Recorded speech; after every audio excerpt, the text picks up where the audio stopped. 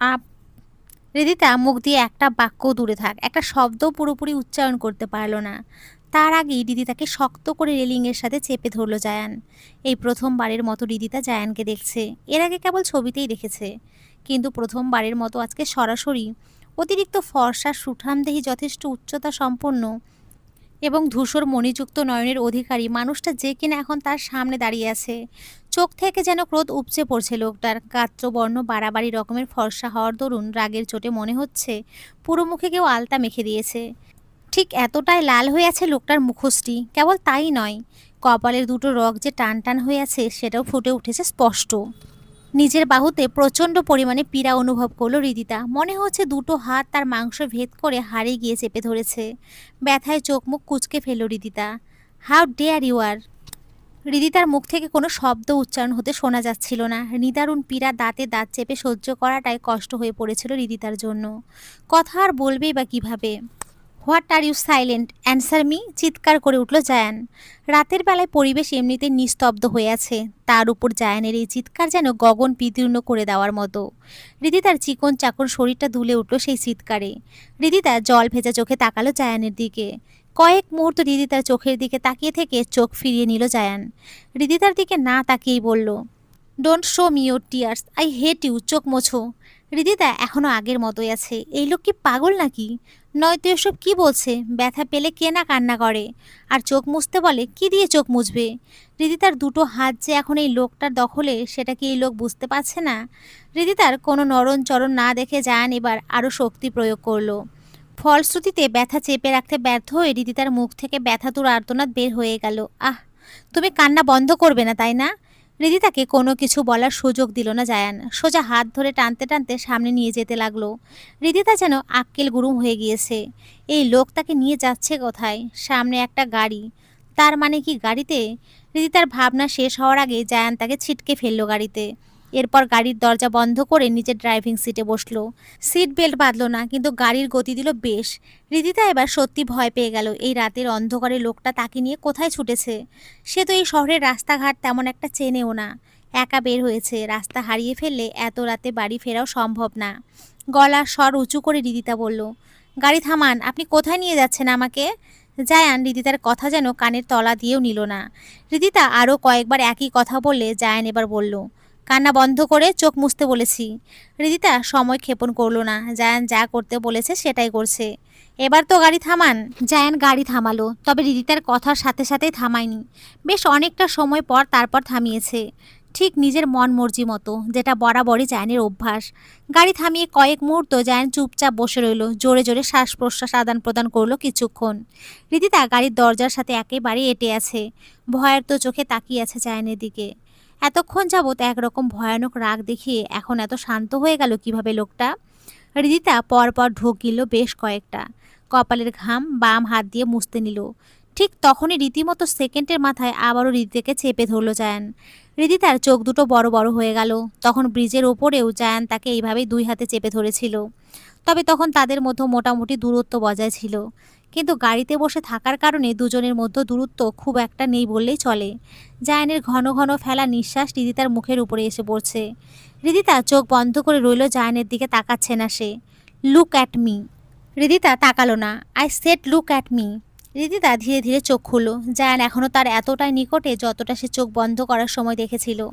হৃদিতা চোখ বন্ধ করতে নিল। ঠিক তখনই আদেশের স্বরে বলা জায়ানের কণ্ঠ শুনতে পেল সে, don't you try to close your eyes again. Hridita চোখ বন্ধ করল না এবার, তবে চোখ নিচু করে তাকিয়ে রইল নিচের দিকে। জায়ানের ভরাট কণ্ঠ কানে গেল তার। কি ভেবেছিলে আমাকে অপমান করে চুপচাপ শহর ছেড়ে পালিয়ে এসে বেঁচে যাবে? তোমাকে আমি খুঁজে পাবো না, আর আমি হাত গুটিয়ে বসে থাকবো অপমানিত হওয়ার পরেও? মানুষকে অপমান করার প্রবণতা আমার নেই মিস্টার মাহমুদ, কখনো ছিলও না। অপমান কী জিনিস সেটা তো আমি আপনার থেকে শিখেছি। ইচ্ছে করে আমাকে আজকে অপমান করার পরেও বলছো অপমান করার প্রবণতা তোমার নেই? How funny! আমি আজকে যা করেছি সেটা নিজের ভুল সংশোধন করতে, আর আমার বোনকে সুখী করতে। আপনাকে অপমান করব সেই উদ্দেশ্য নিয়ে আমি কিছুই করিনি। রুবাইদাকে ইচ্ছে করে তুমি ফুসলিয়ে নিয়ে গিয়েছো, তাই না? রুবি ফিডার খাওয়া কোনো বাচ্চা নয় মিস্টার মাহমুদ, যে আমি তাকে ফুসলে নিয়ে যাব। রুবি একজনকে ভালোবাসে, যেটা আমি আগে জানতাম না। না জেনে একটা ভুল করে ফেলেছি। আর সেই ভুলটা সংশোধন করা অতীব প্রয়োজনীয় ছিল। বিয়ে হওয়ার পর যে মেয়ে প্রেমিকের সঙ্গে পালিয়ে যায় তাকে কি বলে তুমি জানো? রুবি চিরকুটে যা বলার সেটা স্পষ্ট করে বলে দিয়েছে। সে বিয়েটা ইচ্ছে করে করেনি, পরিস্থিতির চাপে পড়ে করতে বাধ্য হয়েছিল। আপনাকে সে ভালোবাসে না, আর যাকে আমরা ভালোবাসি না তার সাথে সংসার করা যায় না। এসব ভিত্তিহীন কথাবার্তা। তাই ভিত্তিহীন? তবে বিয়ের আগে কেন আমাকে বলেছিলেন যে আপনার আমাকে পছন্দ নয়, আপনি আমার সাথে সংসার করতে পারবেন না? তার কারণটা কি হতে পারে বলুন? তার কারণ আমি আপনাকে ভালোবাসতে পারবো না, আর সেই কারণে আমার আপনার সাথে সংসার করাও সম্ভব নয়।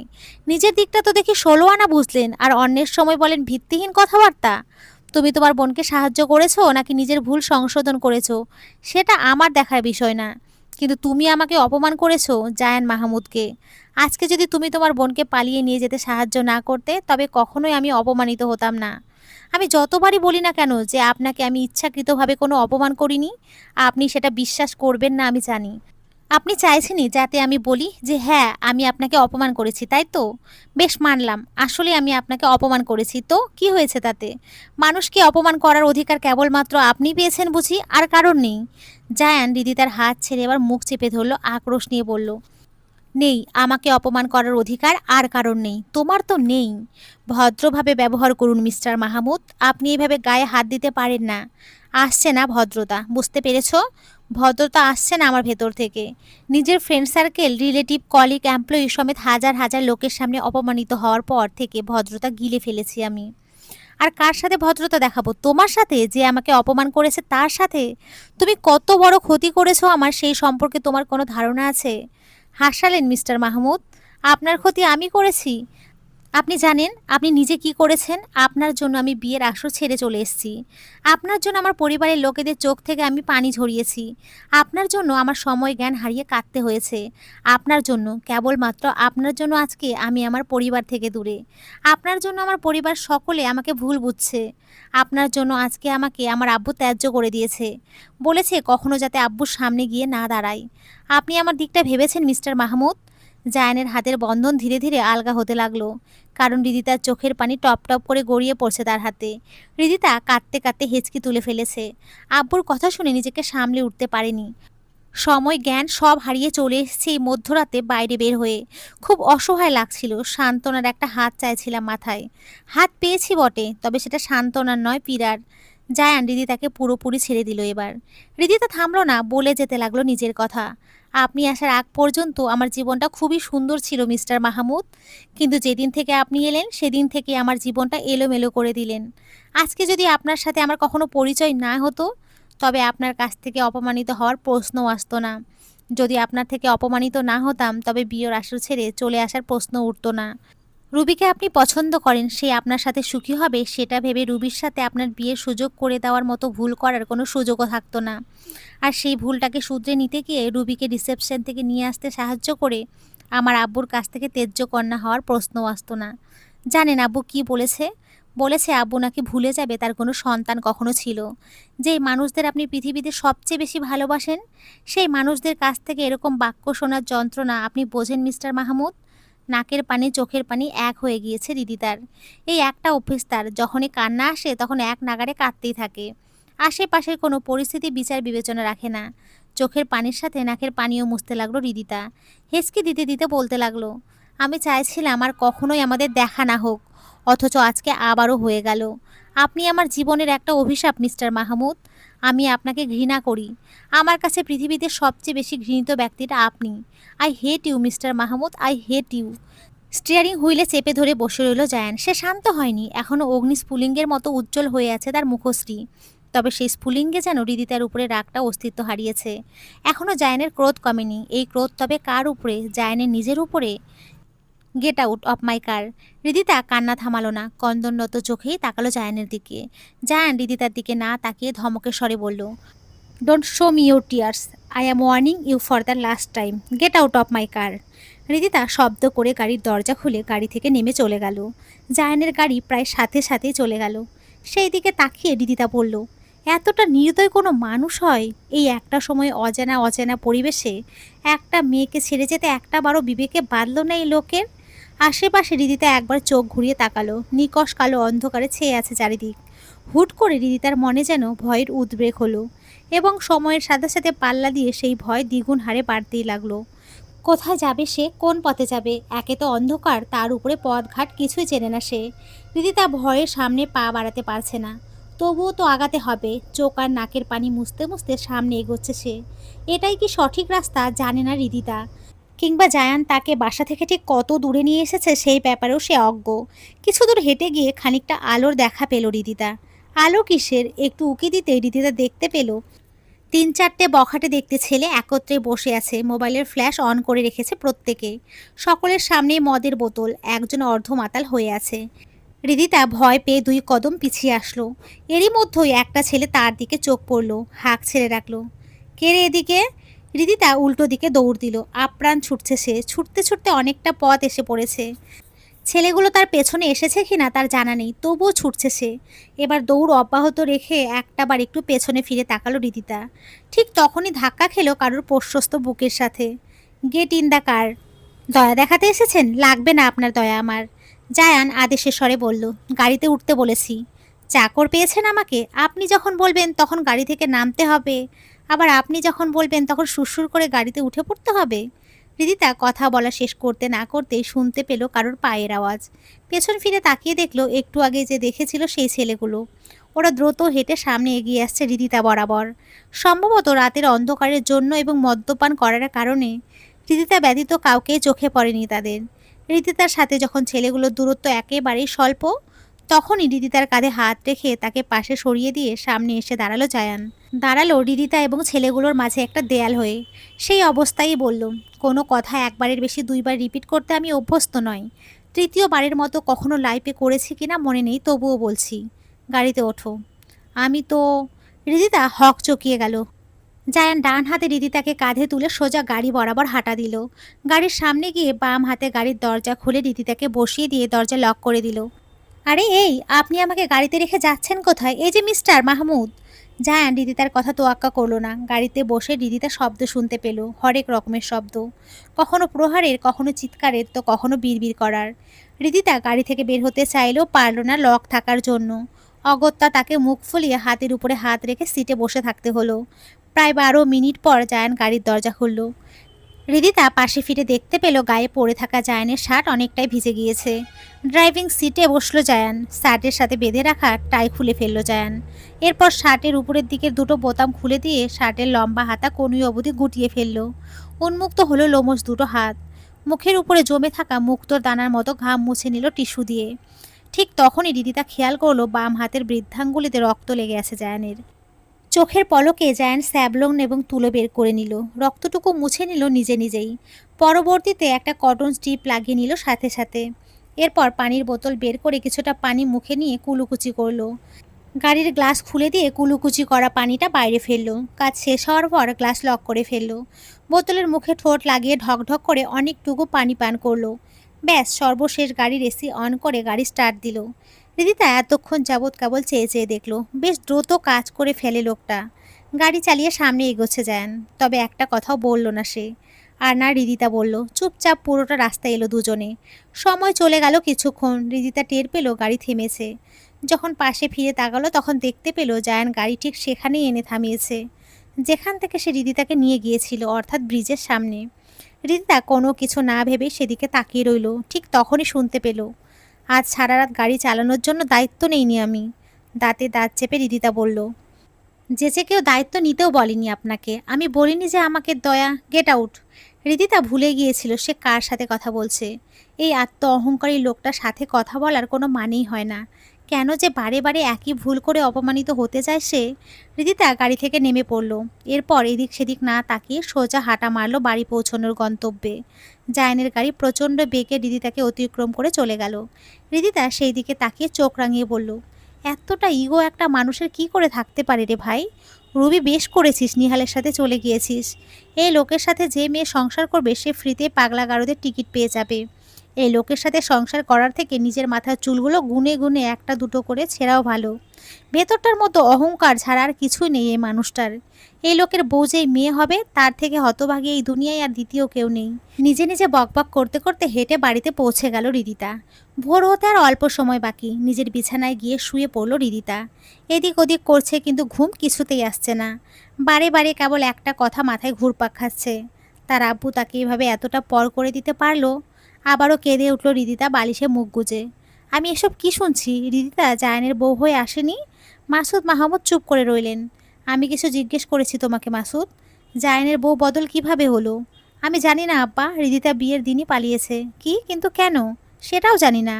তোমরা জায়ানকে দুই মেয়ে ছবি একসাথে দেখাওনি যেভাবে বলেছিলাম? যে দেখিয়েছিলাম, তবে জায়ানের দিক থেকে তো বিয়ে ভাঙার কোনো সম্ভাবনাই নেই।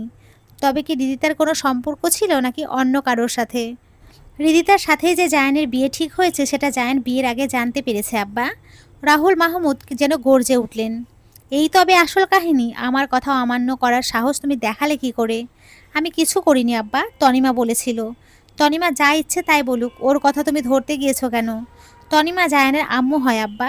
ছেলের বিয়েতে মায়ের মত থাকতেই পারে। তনিমার মনে হয়েছে এভাবে ছল চাতুরি করে জায়ানের সাথে রিদিতার বিয়ে দেওয়া ঠিক হবে না।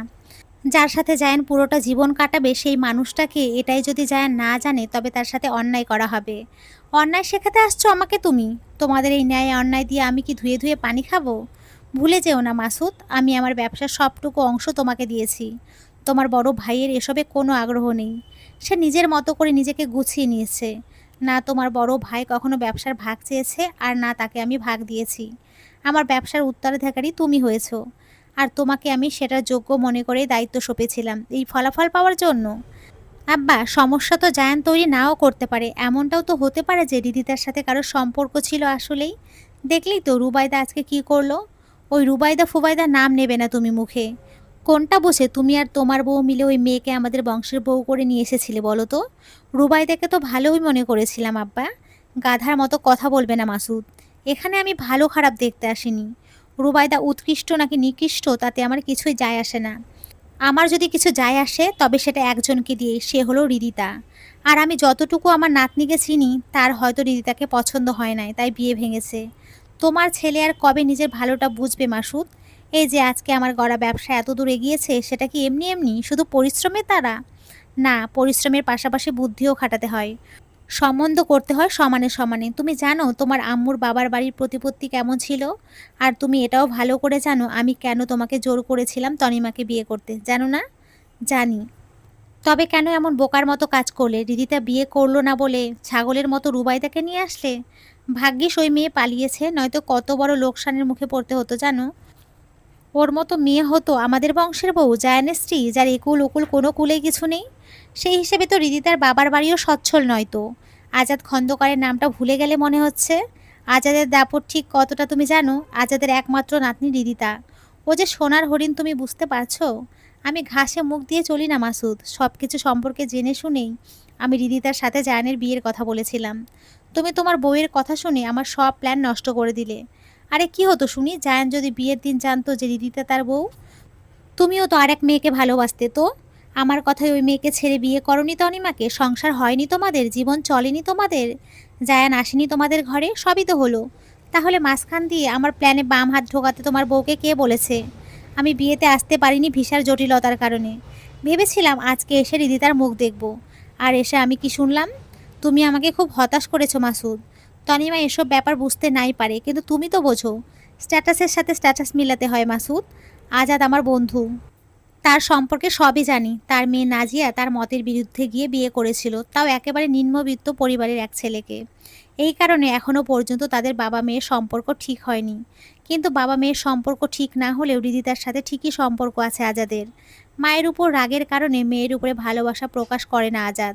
নয়তো তুমি জানো রিদিতা আজাদের কতটা আদরের? রিদিতাকে বিয়ের সময় খালি হাতে দেবে তোমার মনে হয়? আজাদ খন্দকারের নাতনি সে মাসুদ। সেই আজাদ যে এই বয়সে এসেও তোমার আমার থেকে ব্যবসা ভালো বোঝে। আমাদের থেকে ওদের প্রতিপত্তি যে কোনো অংশে কম না, বরং বেশি, সেটা জানো তুমি? আমার কথাগুলো শুনতে যে কারো খারাপ লাগবে। মানুষ ভাববে আমি সম্পর্ক নিয়ে ব্যবসা করি, করলে করি, যেটাতে আমার স্বার্থ জড়িয়ে আছে আমি তো সেটাই করব। মানুষ মাত্রই তো স্বার্থপর, আর আমার এই স্বার্থ কি কেবল নিজের জন্য? এত প্ল্যান আমি কার জন্য করলাম? তোমার জন্য, আমার নাতির জন্যই তো। আর তোমার বউ এসে সব প্ল্যানে পানি ফেলে দিল। আর তুমি এক বলদ যে কিনা বউয়ের তালে তাল মিলিয়েছ। মাসুদ মাহমুদ চুপ করে রইলেন, তাকিয়ে রইলেন নিজের বাবার দিকে। বুঝতে পারলেন এখনও কোনো কিছু ছক কষতে ব্যস্ত রাহুল মাহমুদ। কয়েক মুহূর্ত পার হয়ে যাওয়ার পর রাহুল মাহমুদ বললেন, শুনলাম রুবাইদা না রুবাইদা ওই মেয়েকে নিয়ে রিদিতা পালিয়েছে? হ্যাঁ। রাহুল মাহমুদ মাথা নেড়ে সন্তুষ্টির হাসি হাসলেন। চোখ মুখ ওনার এখন অন্য কিছু ইঙ্গিত দিচ্ছে। রিদিতা ঘুমিয়েছে ভোরের দিকে, তাই অন্যদিন সকাল সকাল উঠে পড়লেও আজকে তার হুঁশ ছিল না। বেঘরে ঘুমোচ্ছে সে। তবে সেই ঘুমের মধ্যে ব্যাঘাত ঘটালো তার ফোন বেজে ওঠায়। বিরক্তিতে রিদিতার মুখের নকশা পাল্টে গেল। কয়েকবার রিং হয়ে গেল ফোন। রিদিতা ঘুমের অধিক্যর কারণে ফোন রিসিভ করতে পারছে না, কিন্তু ফোনটাও থেমে নেই, বেজেই চলেছে এক নাগাড়ে। অগত্যা বিরক্ত হয়ে চোখ বন্ধ রেখেই বিছানা হাতড়ে নিজের ফোন হাতে নিল রিদিতা।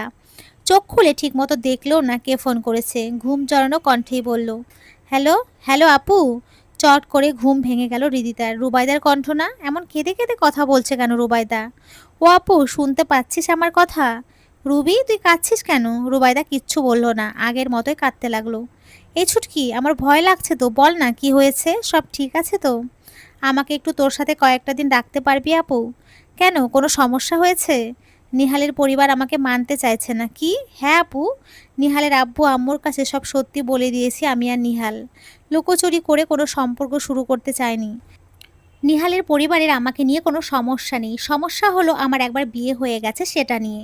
বিবাহিত কোনো মেয়ে যে কিনা রিসেপশন থেকে পালিয়ে এসেছে, এমন কোনো মেয়েকে ওনারা ছেলের বউ হিসেবে মানতে নারাজ। তো নিহাল কোথায়, ও কিছু বলেনি? গতকাল রাত থেকেই দফায় দফায় নিহালের সাথে তার আব্বু আম্মুর বাকবিতণ্ডা চলে আসছে। নিহাল যতই যাই বলুক না কেন, ওনারা কোনো মতেই রাজি হচ্ছেন না। বলেছেন আমাকে যেখান থেকে নিয়ে এসেছে সেখান থেকে যেন আবার পাঠিয়ে দেয়। আমাকে নাকি ঘরে তুলবে না। তারপর নিহাল রাগ করে আমার হাত ধরে বাসা থেকে বের হয়ে গিয়েছে। পেছনে নিহালের আব্বু আম্মু ডাকাডাকি করেছিল। সে শোনেনি, সারা রাত নির্ঘুম কেটেছে আমাদের দুজনের। নিহালের আব্বু আম্মু দুজনে একটু সময় পর পর ফোন করেছিল, কিন্তু নিহাল ফোন রিসিভ করেনি। গতকাল সারা রাত এরকম করেই কেটেছে। আজকে সকালের দিকে যখন ওনারা আবারও ফোন দিলেন, তখন নিহালকে বললাম, একবার রিসিভ করে দেখো। নিহাল কথা বলে জানালো যে এখন ওনারা রাজি হয়েছেন, কিন্তু যেহেতু এখনও আমি অন্য একজনের স্ত্রী, তাই নিহালের স্ত্রী হিসেবে আমাকে ঘরে তুলবেন না ওনারা। আগে ডিভোর্স, তারপর বিয়ে। কিন্তু এখন ডিভোর্স তো আর বললেই দেওয়া যায় না আপু, সময় সাপেক্ষ ব্যাপার। আব্বুর কাছে ফিরে যেতে পারবো না, আর নিহালের বাসায় বিয়ের আগে আমার জায়গা হবে না। নিহাল অবশ্য বলেছে আমাকে হোটেলে নিয়ে রাখবে এই কয়েকটা দিন, কিন্তু এটা কি আর সম্ভব আপু? যত যাই হোক, বিয়ে না করে কিভাবে আমরা একসাথে থাকতে পারি? এটা খারাপ দেখায়। এখন আমি কিচ্ছু বুঝতে পারছি না কি করব, কিংবা কোথায় যাব। চোখের সামনে তোকে ছাড়া আর কাউকেই দেখছি না। প্লিজ আপু, আমাকে হেল্প কর। রুবি, তুই কান্না থামা, কিচ্ছু হয়নি, সব ঠিক হয়ে যাবে। কয়েকটা দিন আমার সাথে থাকবি তুই? এই কথাটা এত কেটে কেটে বলার কি আছে? আমাকে একবার বললেই আমি রাজি হয়ে যেতাম। আমার বোন আমার কাছে থাকতেই পারে, কোনো সমস্যা নেই এতে। বরং সবচেয়ে বড় সমস্যা তো সমাধান হয়েছে। যেভাবেই হোক নিহালের পরিবার তোকে মেনে নিয়েছে, এটাই বা কম কি? তুই এখন কোথায় আছিস বল? নিহালের সাথেই? যদিও নিহালকে এখন আশেপাশে দেখতে পাচ্ছি না, খাবার কিনতে গিয়েছে হয়তো। ওই ফাঁকেই তোকে ফোন দিলাম। তুই এক্ষুনি আমার কাছে চলে আয়। নিহাল যদি রাজি না হয় তবে আমার সাথে কথা বলিয়ে দিস, আমি বুঝিয়ে দেব তাকে। আর ঠিকানা মেসেজ করে দিচ্ছি, নিহালকে বলিস এই ঠিকানায় তোকে নিয়ে আসতে। আর বাড়ির সামনে দাঁড়িয়ে আমাকে ফোন দিস, পরিচয় লাগবে ঢোকার আগে, বুঝতে পেরেছিস? আচ্ছা আপু, ঠিক আছে। আপু, তোর নানা বাড়িতে যে এসেছি, এতে কেউ কিছু মনে করবে না তো? আরে না, আমার নানা বাড়ির প্রতিটা মানুষ খুবই আন্তরিক। তুই কয়েকটা দিন কাটালেই বুঝবি। তোর নানা বাড়িতে তো কখনো আসা হয়নি, প্রথমবার আসলাম, কিছু আনলামও না। আসার সময় মাথাতেও ছিল না, এখন মনে পড়ছে, লজ্জা লাগছে ভীষণ। ধুর পাগলি, তুই কি আনতে যাবি? তোর বরং কি লাগবে আমাকে বল, আমি এনে দিচ্ছি। তোর নানা ভাই অনেক বড় লোক, তাই না রে? কত বড় বাড়ি, জায়ানদের থেকেও বড়। রিদিতা এতক্ষণ যাবৎ হাসি মুখে কথা শুনলেও এবারে হুট করে তার মুখ কালো হয়ে গেল। কথার মতো জায়ান কোত্থেকে আসছে বলতো? মিস করছিস মনে হচ্ছে খুব। ছি, ওই লোককে আবার কেউ মিস করে? পাগল মনে হয় নাকি তোর আমাকে? নাকি আমার মিস করার মতো মানুষের এতই অভাব যে ওই ইংরেজের বাচ্চাকে মিস করব? আমি তো কথার কথা বললাম। রিদিতা কথার প্রসঙ্গ পাল্টে বলল, উফ, বেশ গরম পড়েছে রে, তুই গোসল করে এসেছিস? করেছি, তবে একটু অপেক্ষা কর, আমি গোসল সেরে আসি।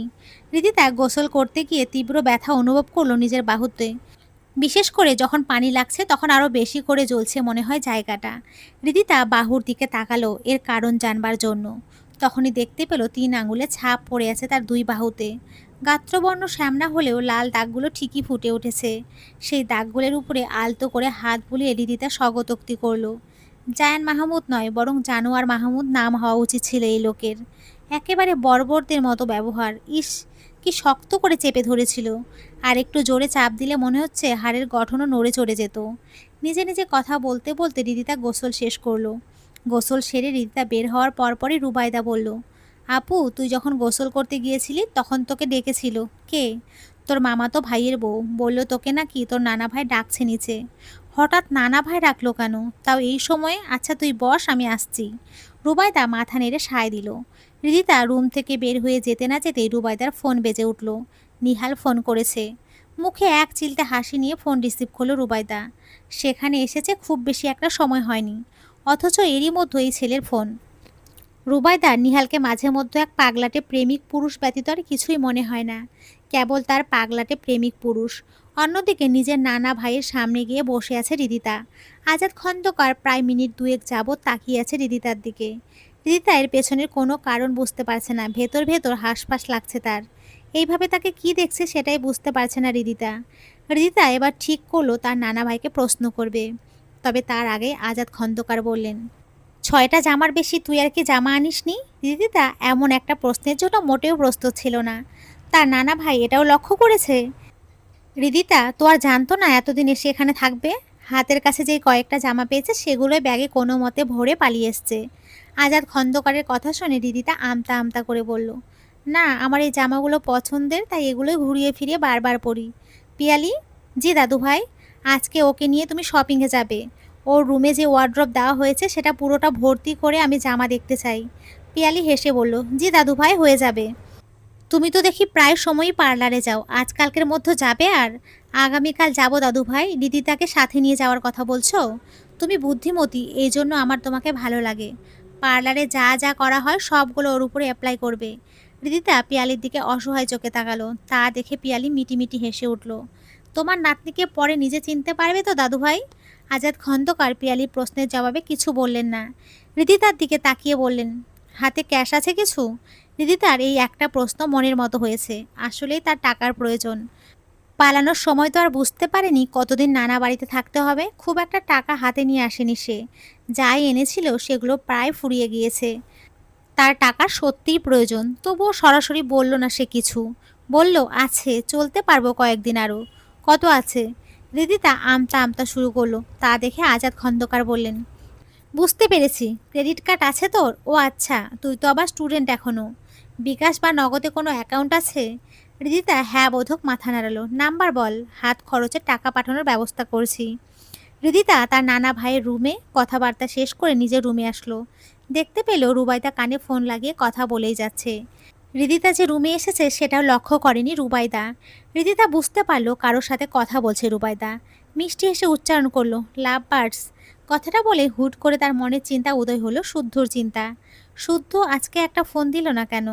নিজেকে নিজে প্রশ্ন করলো রিদিতা। ফোন দেওয়ার কি কোনো বিশেষ কারণ আছে? না তো, তাহলে ফোন দেবেই বা কিসের জন্য? নিজেই নিজের মনের সাথে প্রশ্ন এবং উত্তর আদান প্রদান করতে লাগলো। শুদ্ধর ফোন দেওয়ার কোনো কারণ আসলে নেই, কিন্তু তবুও শুদ্ধর ফোনটা রিদিতার বহু প্রতীক্ষিত। এর কারণ কি? রিদিতা নিজের মনকে প্রশ্ন করে উত্তর পেল না। মন শুধু একটা কথাই বলছে। রিদিতা অভ্যস্ত হয়ে গিয়েছে, শুদ্ধতে অভ্যস্ত। আর এই অভ্যস্ততায় শুদ্ধর ফোন না পাওয়ার কারণে ছটফটানির কারণ। কোনো কারণ লাগে না, কোনো বাহানা লাগে না, এমনিতেও শুদ্ধের সাথে কথা শুনতে ইচ্ছে করে তার। শুদ্ধকে নিয়ে ভাবতে ভালো লাগে তার। এই ইচ্ছেরই বা কারণ কি? রিদিতা মনের গহীনে গিয়ে প্রশ্ন হাতড়াতে লাগলো, কিন্তু উত্তর সে খুঁজে পাচ্ছে না। এটা কি তবে ভালো লাগা? স্রেফ ভালো লাগা নাকি? রিদিতা আর প্রশ্ন করলো না নিজের মনকে। অবাধ্য মন এখন অন্যদিকে ইঙ্গিত করছে, অন্য রকমের অনুভূতিকে, যেই অনুভূতিকে প্রশ্রয় দেওয়ার ইচ্ছে রিদিতার নেই। তবুও মন শান্ত হয় না। না, শুদ্ধকে একটা ফোন দিতেই হবে। শুদ্ধর সাথে কথা না বলে থাকা দায় হয়ে পড়েছে। কারণ উদ্ঘাটনের মধ্যে ব্যস্ত না হয়ে রিদিতা ফোন দিল শুদ্ধকে। একবার, দুবার, তিনবার করতে করতে 10 বার কল করা হয়ে গেল, কিন্তু শুদ্ধ রিসিভ কেন করলো না? রিদিতার জন্য শপিং করতে পিয়ালির সাথে রুবাইদাও এসেছে। রুবাইদা আসতে চাইছিল না। রিদিতা এক প্রকার জোর করে এসেছে। শপিং মলে আসার পর থেকেই একের পর এক ড্রেস এনে রাখা হচ্ছে রিদিতার সামনে। রিদিতা যতই না করছে ততই মিষ্টি স্বরে শাসন করে উঠছে পিয়ালি। না পেরে রিদিতা এবার অনুরোধের স্বরে বলল, ভাবি প্লিজ তুমিও নানা ভাইয়ের মতো পাগল হইও না। আমি এত ড্রেস কোন দিন পরবো বলো তো? নানা ভাই তোমাকে শপিং করিয়ে দিতে বলেছে তো ভালো কথা। কয়েকটা ড্রেস কিনে বাড়িতে চলো। নানা ভাই তো আর বাড়িতে গেলে ড্রেস গুনে গুনে দেখতে আসবে না, তাই না? না বাবা, আমি রিস্ক নিতে পারবো না। দাদু ভাইকে তুমি চেনো না, ওনার আদেশ অক্ষরে অক্ষরে পালন করতে হয়, নয়তো রেগে জানুনি। কখন আবার রুমে এসে তোমার ড্রেসের তল্লাশি শুরু করে কে জানে। মন মতো না হলে এরপর এসে ধরবে আমাকে। আমি বাবা বকুনি খেতে পারবো না। রিদিতা চুপ করে বসে থাকা ছাড়া আর কিছুই করতে পারল না। পিয়ালি বেশ কয়েকবার জিজ্ঞেস করেছে কোন কোন ড্রেস রিদিতার পছন্দ হয়েছে। রিদিতা জানিয়েছে সবগুলো ড্রেসই সুন্দর, পিয়ালির যা মন চায় কিনে দিতে। রুবাইদা তোমার দেখো তো কোন ড্রেস পছন্দ হয়? পিয়ালির করা প্রশ্নে রুবাইদা দ্রুত গতিতে না বোধক মাথা নেড়ে জবাব দিল, আমার কোনো কিছু লাগবে না ভাবি, তা হয় না। প্রথমবারের মতো আমাদের বাড়িতে এসেছো, খালি হাতে তো ফেরত পাঠাতে পারি না। তুমি পছন্দ করবে নাকি রিদিতার মতো আমিই পছন্দ করে দেব? আপনার যা ভালো লাগে করুন। পিয়ালি দুই বোনের ড্রেস পছন্দ করে কিনে নিল। মেয়েটার পছন্দ আছে বলতে হবে, সবগুলো ড্রেস আসলেই সুন্দর। রুবাইদার জন্য হাতে গোনা কিছু ড্রেস কিনলেও রিদিতার ড্রেসের অভাব ছিল না। এদিকে যতক্ষণ সময় নিয়ে পিয়ালির ড্রেস পছন্দ করছিল, ততক্ষণ সময় রিদিতা ফোন নিয়েই কাটিয়েছে। রুবাইদার সন্দেহ লাগায় একটু উকিঝুঁকি দিয়েছিল। তখন সে স্পষ্ট দেখতে পেরেছে বারংবার রিদিতা কেবল শুদ্ধর ফোনে কল ট্রাই করছিল, সাথে করে মেসেজও লিখছিল কি জানি। রুবাইদার সন্দেহ ধীরে ধীরে প্রকট হতে লাগলো। তখনও পিয়ালির সামনে আর কিছু বলল না রুবাইদা। শপিং শেষে বিল পে করতে গেল পিয়ালি, তার পেছনে গেল রিদিতা এবং Rubaida. 1,58,000 ma'am, including the VAT. Piyali bill pay করতে নিল। পেছনে দাঁড়িয়ে থাকা রুবাইদার চোখ বড় হয়ে গেলেও রিদিতা স্বাভাবিক রইল। রুবাইদা ফিসফিসিয়ে বলল, আপু এতগুলো টাকা? অবাক হওয়ার কিছু নেই। আজকেই নানা ভাই আমাকে এক সপ্তাহের হাত খরচের টাকা বিকাশ করেছে। খুব বেশি না, মাত্র 1 লাখ। হ্যাঁ হ্যাঁ, বলেছে যদি কিছু কমতি পড়ে তাহলে বলতে, আরও দেবে। 1 লাখ টাকা এক সপ্তাহে কি করে খরচ করবি তুই? উড়াধরা খরচ করলেও তো শেষ হবে না। আমি টাকা উড়িয়ে অভ্যস্ত নয়, টাকা যেমন আছে তেমনই থাকবে। যদি কয়েক হাজার খরচ হয় আর কি। এই যা। বিল পে করা শেষ হলে পিয়ালি রিদিতার দিকে তাকিয়ে বলল, চলো পার্লারে যেতে হবে। দাদু ভাই যেই কথা বলেছেন, আজকের মধ্যেই পার্লারে কাজ শেষ হয় কি না আল্লাহ জানে। এটা তো আর নানা ভাই খুঁচিয়ে খুঁচিয়ে দেখতে যাবে না। আজকে না যাই ভাবি।